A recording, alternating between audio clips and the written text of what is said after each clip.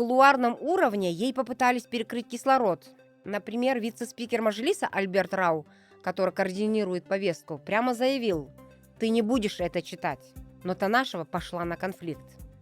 Она не просто озвучила позицию, она дала откровенное интервью радио «Азаттык», где фактически разрушила миф о независимости парламента.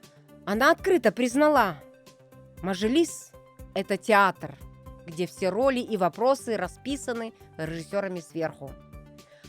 А ответы отрепетированы и никогда не бывают спонтанными.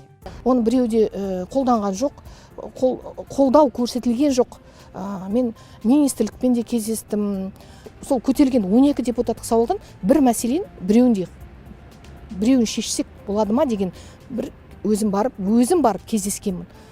Бірде бір шешім болған жоқ. Соған қарағанда мен түсіндім, министрліктер өздерімен өздері өмір сүреді, депутаттар өздерімен өздері өмір сүреді, депутаттар мәселелерді көтереді халықтың, министрліктер өз жасайтын істерін жасап жүре береді.